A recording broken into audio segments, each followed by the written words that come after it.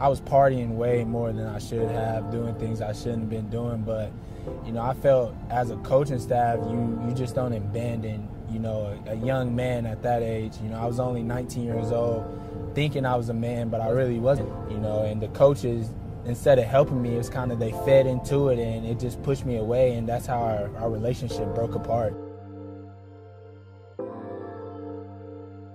Southwell behind the back to start it. Foster finishes with a highlight dunk. There's Marcus Foster.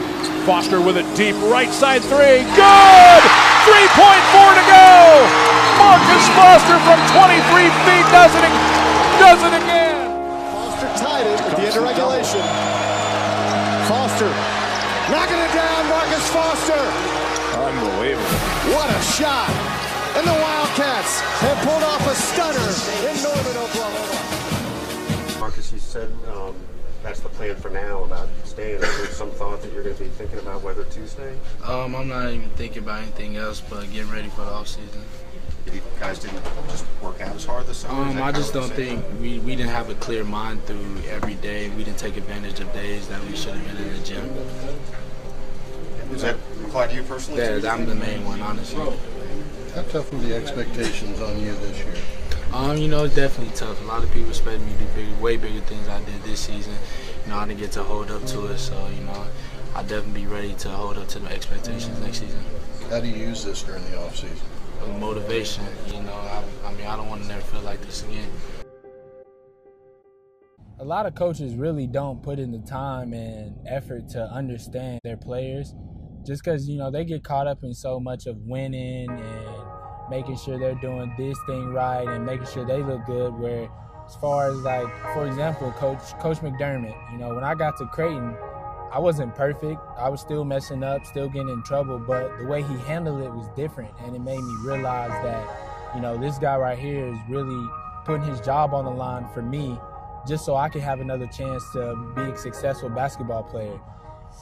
You know, he was more like, you're messing up off the court and that's why your basketball's so bad, rather than Coach Mack was more like, you're messing up off the court and you're messing up your life. Now having a coach that put in the time and effort, it really helped me and it helped my basketball game, because I'm going out every night, putting my game on the line just for Coach Mack, because he put his career on the line for me, as far as for me coming to Creighton after he didn't have to give me a second chance.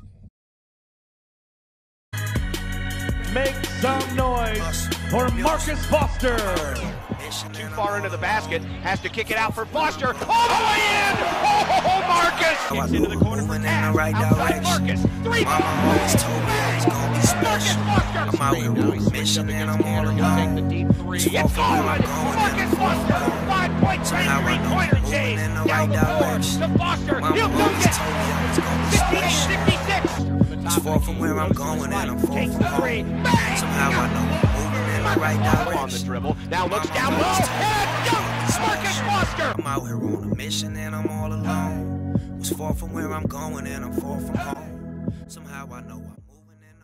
I told her, I was like, I'm willing to give you everything. And she was like, even marriage? And I was like, yes. She was like, even a baby? I was like, yes, I want it all with you. And, you know, of course we wanted it to be marriage and then baby, but, you know, we're still blessed to have a beautiful child. And, you know, eventually we're going to get married and we're going to have everything we want. May I have your name, please? Chelsea Gosney. How old are you? 22. When you found out you're pregnant, what was that first conversation like with Marcus? Marcus actually looked at the test first, and my first reaction was just happiness. I was really happy. This is something we've talked about before, so it wasn't too much of a shock, but I just knew everything was going to be okay. Was there ever a time throughout the pregnancy before she got here where you were like, this is really about to be a thing? Like, am I ready? Are we ready? Like, what was that? Yeah, obviously I was like pretty scared to tell my parents because obviously we weren't married and they pushed strong for that. But a month into it, it kind of just hit me. And I was kind of scared, and especially because I was still in Kansas City, he was still a college student here. So it just kind of scared me, the whole thought of having a baby and starting a family this early, and maybe if it was too early. But at the end of the day, I just knew it was going to be all right, because Marcus always just made sure it was going to be all right, and he made sure to show me that he was in it. How do you overcome that fear of like the uncertainty? How do you like have faith through that? You know what I mean? He was the one that reassured me that we were going to be okay and that this was going to work out. You know, after a month later, 2 months, you start going to the doctors, getting the sonograms. You start to realize that everything's going to change, and you know, it does make you a little nervous. But you know, for me, I can't show it as much as I would like to Chelsea, just because you know she's nervous too, and her body's changing. She's feeling tired. She's sick all the time. So you know, I really can't show that emotion to her. I have to be strong for her and make sure she knows that everything's going to be good throughout the end of this.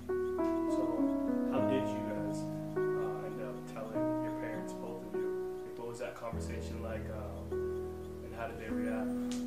I ended up telling my mom first because she was actually my age when she had me, and her and my dad weren't married until after 3 kids. So it was kind of the same situation, and I'm really close to my mom. And then she ended up helping me tell my family, and so and then Marcus told his mom in New York. That was the most nervous I've ever been in my life. My heart's beating so fast. I remember telling my sisters like I'm about to do it. And it was just a nervous moment for me, almost kind of like I just want to wait and just wait a little bit longer. But, you know, it was just something I knew she would be excited about, being my mom, how strict she is on me throughout my life. I knew she was going to take it a little different just because I'm her baby. So, you know, she wants everything to be the right way for me. So, you know, when I finally told her, you know, she kind of was shocked and, you know, didn't say much. But then the next day, just hearing her talk about it and smile about it just made everything feel so much better. Different people in your life that have, like, surprised you in a bad way, like who you thought would be there and then kind of fizzled away? One of my best friends, actually, that relationship kind of just was on hold. She didn't really come around as much because she just is all about still the party scene, like going out, and she just couldn't really just come chill with me while I was in KC during my pregnancy and Marcus was at Creighton, and I didn't really have her in my life through the pregnancy time.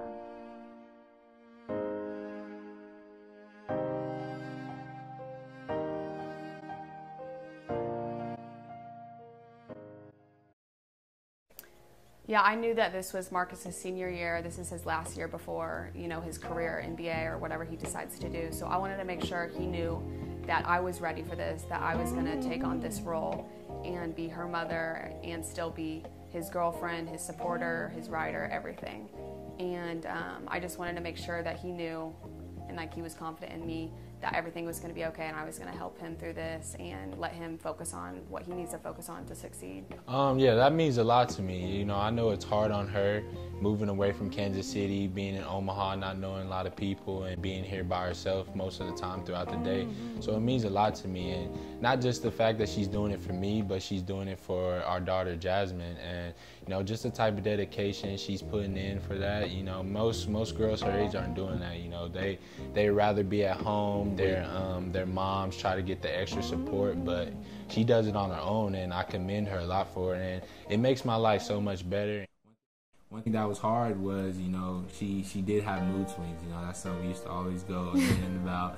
So, you know, it was hard for me to adjust because, you know, it's like she's just getting mad at me for no reason. So it's like, how do I do that? And you know, I was able to find out ways to adjust to that. It's just like your hormones are so high and like you're just so emotional, and so yeah, I did have a lot of mood swings and he put up with me, but it's just like we have a reason, you know, we're growing a baby inside of me. And you know, since she couldn't go anywhere, she was feeling sick and tired. We sat at home and watched Power all day, and you know, on the episodes like a child died and she just started crying out of nowhere. Like a child just got shot like out of nowhere. It was like one of the main characters, so that like I automatically just started bawling. And like that's not the type of person she is. Like she gets sad about stuff like that, but she just doesn't start bawling. She was like bawling, crying. So like I was. Yeah, so yeah, that's how bad it was. You just have to like think each day by day and like just enjoy the moment that, you know, before she's here. Just like this is the last time you're going to be able to like go in a gas station by yourself. Or just like run the littlest errand by yourself and just have that only Chelsea, not Chelsea and Jasmine, or you know, because everywhere I go I have her with me, and it just like makes you think like a whole different perspective. When you go to the gym and you're working out, everybody has that reason why to do the extra lap, to take the extra jump shots when you're tired. How has your family, your new family, created extra motivation for you? Being honest, motivation was something I lacked before my daughter was born. But finding out that she was going to be born and having new motivation, I have a new family with my girlfriend moving into Omaha, you know, it was a chance for me to really, you know, put my mind to the grind.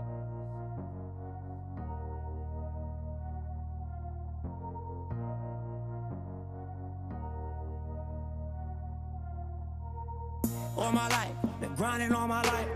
Sacrifice, hustle paid the price. Want a slice, got to roll the dice. That's why all my life, I've been grinding all my life. Good hands. Low, good step, good up. Hands, step, drag it. I remember working out in the summer. I didn't want to go. I'm sitting there telling Chelsea I just don't feel like working out.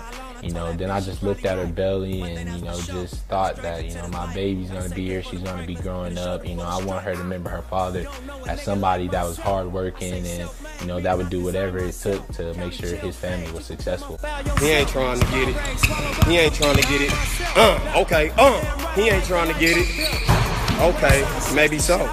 He's got 6 threes. Blew it. Step back for the tie. Yeah! And we're level at 72. 14 seconds to go. Foster. 9 seconds for the win. Oh! With 6.6 remaining. McCura, 5 seconds. McCura takes a three. Off the front rim, no. And that's it. Marcus Foster. 75-72, Creighton advances to the championship game. Marcus, just your thoughts on playing at Kansas State where you started your college career? You know, it's always exciting to play a team that you once played for. I think if you would ask me that question when I first got here, you know, I would have been more like I want to get payback or have revenge. But, you know, with this year being my senior year, it really didn't matter who we would have played. I would have been excited just to be able to get out there and play in this tournament. You know, I've been kind of preparing myself for it, you know, just, you know, for me, I got to stay even keel. I can't get too excited about it or not try to overlook it. So just trying to go with it, just enjoy the experience for my last time.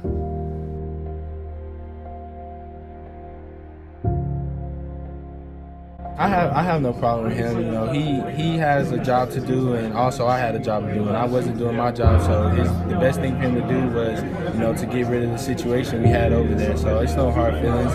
You know, I think everything worked out for the best. I wouldn't be the player I am right now if I didn't have to go through the adversity I had to face by transferring and sitting out a year.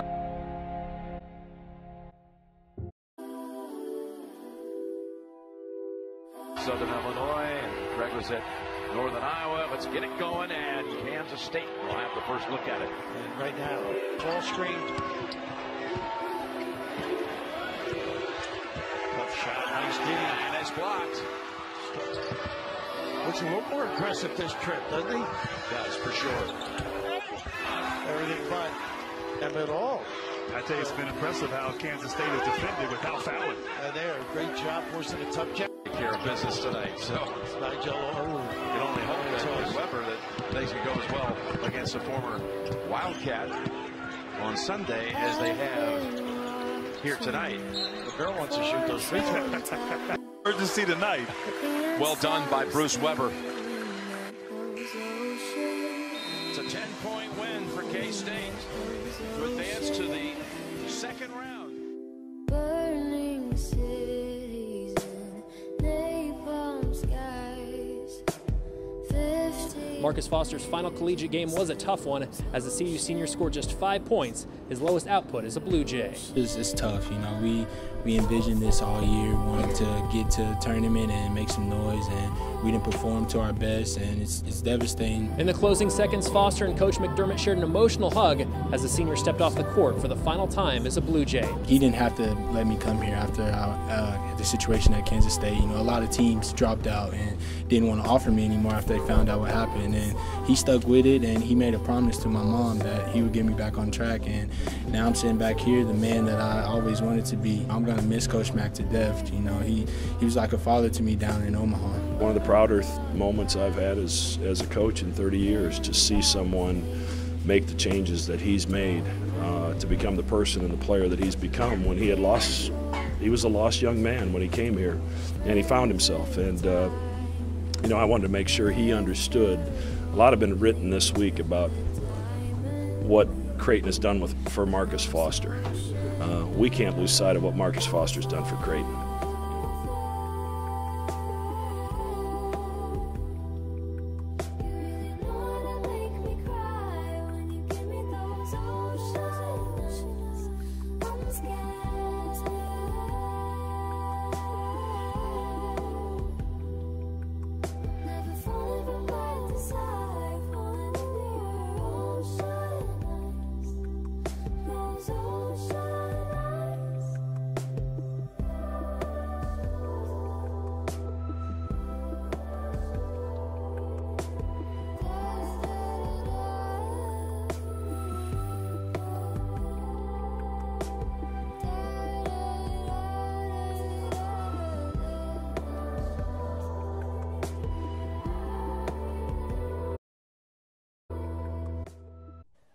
I would just like to thank everybody. But yeah, you know, it's just so many people to thank, and just the support and how much love they care for through just the pregnancy, just the little things that they do.